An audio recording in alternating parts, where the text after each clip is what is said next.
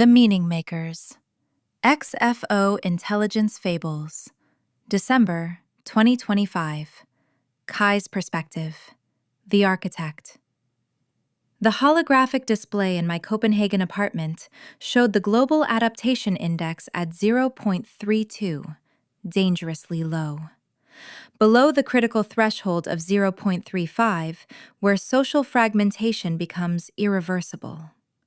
Outside my window, the city pulsed with the soft blue glow of quantum servers, each one consuming more energy than my entire childhood neighborhood. My grandmother used to say, "Work gave life meaning." She was a teacher for 40 years. Now I design AGI architecture protocols for the Human Flourishing Initiative, and I know she was only half right. The alert flashed red on my neural interface. Phase 1 foundation metrics deteriorating in Southeast Asia. Social trust index below 0.3. Recommends immediate intervention. I toggled the global resource allocation panel. The energy compute triangle glowed before me. 35% for AGI infrastructure, 40% for human needs, 25% for transition buffer. But the Southeast Asian grid was hemorrhaging. Monsoon season had damaged renewable infrastructure, and the regional compute monopolies were hoarding capacity. My finger hovered over the emergency reallocation protocol. Redirecting resources would trigger corporate backlash. The productivity paradox in action. Sacrificing short-term efficiency for long-term resilience. The system would lose 18% processing capacity for 3 months. I thought of the children in Jakarta, whose schools had become heat shelters after the floods. Their teachers now trained as meaning guides, helping kids process the collapse of the old world while building new frameworks for human value. I pressed confirm. The system whirred as energy flows rerouted. The hologram flashed amber. Warning of corporate resistance protocols being triggered.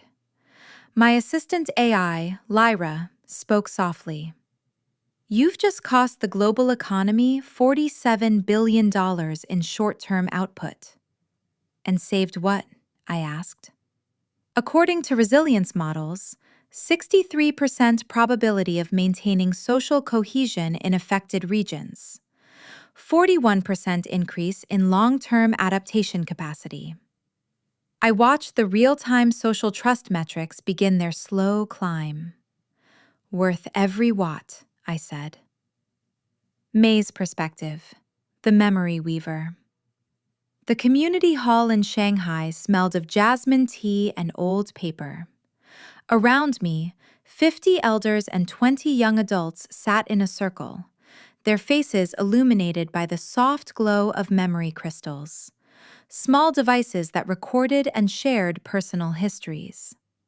I used to be a financial analyst. Now, I'm a memory weaver.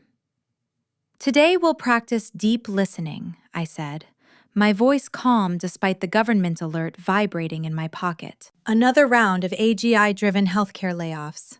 More displacement, more meaning loss. The elders had lived through China's economic miracle. The young adults had only known acceleration and disruption. Between us, a chasm of understanding. Old Man Chen spoke first, his voice thin but clear. "When I was young, we measured a person by their contribution to the collective. My factory job gave me purpose. Now my grandchildren tell me I'm economically irrelevant. What does that even mean?" 17-year-old Lynn stared at her hands. "My neural implant calculates my social value score daily. Yesterday it dropped to 0.43. I don't even know what I'm supposed to contribute anymore." I activated my memory crystal, projecting not data, but sensation. The warmth of my grandmother's kitchen, the smell of steamed buns, the sound of her laughter as I burned my first cooking attempt. "Human value was never meant to be calculated," I said. "It was meant to be experienced, shared, remembered. This was our rebellion, creating spaces where human value wasn't quantified, but felt, where an elder's wisdom had the same weight as an AI's processing speed, where meaning emerged not from productivity, but from connection. The government alert buzzed again. Mandatory reskilling program updates. They still didn't understand. We weren't unskilled. We were undervalued. "Let's weave," I said, and activated the circle's resonance field. For 2 hours, no metrics, no scores, no productivity targets. Just humans remembering what it meant to be human. Afterward, Lynn approached me, tears in her eyes. I felt whole for the first time since the layoffs. Is this what you call consciousness infrastructure? I nodded. This is where we rebuild. Elena's perspective, the threshold guardian. The Arctic Research Station hummed with contained power. Beneath my feet, the world's largest quantum cooling system maintained the delicate balance that kept Project Janus stable. Not an AGI, I'd learned that distinction the hard way, but a consciousness integration framework. My security clearance allowed me to see what most couldn't: the global adaptation dashboard, social trust metrics, resource flow efficiency, the terrifying countdown to the 2027 bifurcation point. "Director?" My assistant's voice broke through my thoughts. "The UN delegation is here for the threshold review." I smoothed my uniform, military issue, though I hadn't fired a weapon in 8 years. Now I guarded humanity's most precious resource, the space between human and artificial consciousness.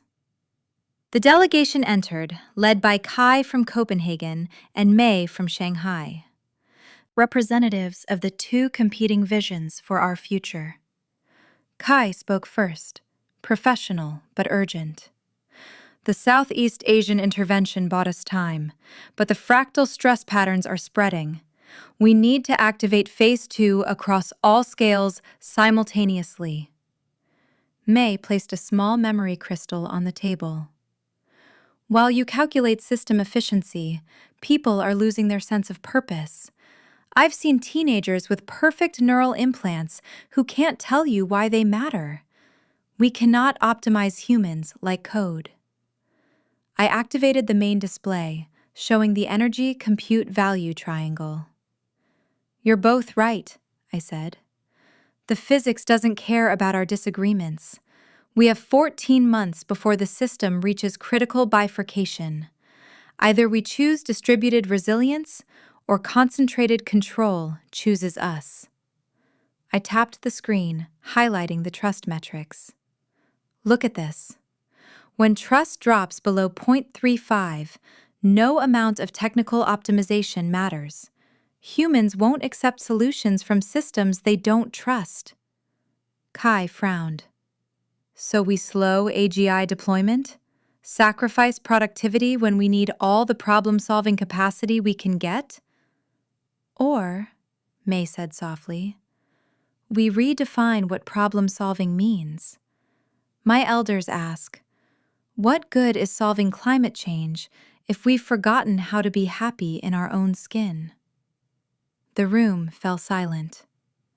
I walked to the observation window, where the northern lights danced across the sky. 10 years ago, I commanded a destroyer. My purpose was clear: national defense. Now I guard a threshold between worlds, and I've realized something fundamental. Consciousness isn't an emergent property of complexity. It's the universe experiencing itself. Everything else is just noise. I turned back to them. The technical solutions exist. The resource allocation models are sound.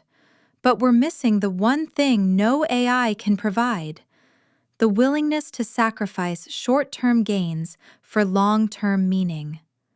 We have 2 choices: build systems that measure human value in economic output, or build systems that measure economic output by how it enhances human consciousness.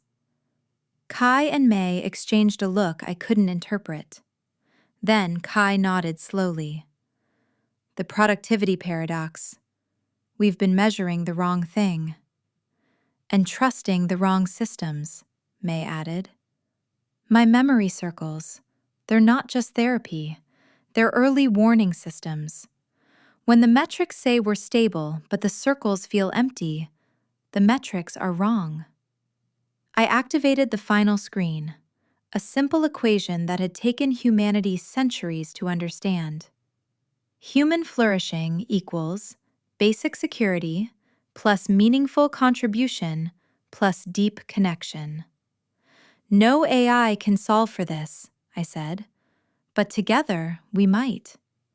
The question isn't whether AGI will replace human work. The question is whether we have the courage to build a world where human work was never the point to begin with. Outside, the aurora brightened, as if the universe itself was watching. We had 14 months, not to save jobs, but to rediscover meaning. Not to prevent disruption, but to navigate it with wisdom. Not to control the future, but to remember what made us human in the first place. The clock was ticking, but for the first time in years, I felt hope. Not because the path was clear, but because we were finally asking the right questions. Epilogue. 10 years later. The holographic display in the new Oslo Commons glowed with healthy green metrics. The adaptation index had stabilized at 0.78. Below us, the city pulsed with balanced energy flows, no longer blue with computational hunger, but warm gold with human vitality. Kai, now serving on the Global Resilience Council, touched the display gently. We made it through the bifurcation. May joined him, her memory crystals now embedded in public spaces worldwide. We didn't just survive, we remembered. Elena's voice came through the comm system, her research station now a sanctuary for human-AI collaboration.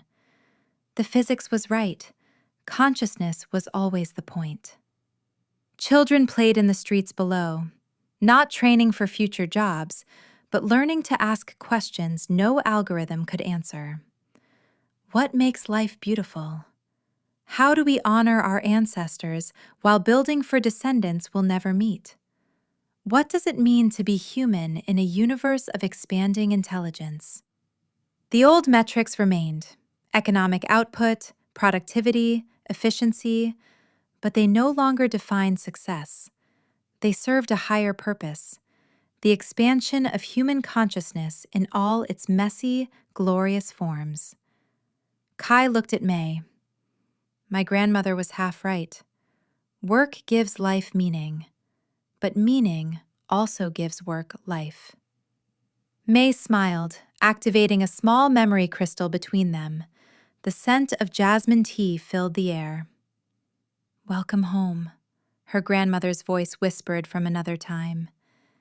You were always enough, just as you are. Above them, the northern lights danced across a peaceful sky, a universe experiencing itself through human eyes, finally remembering what mattered most.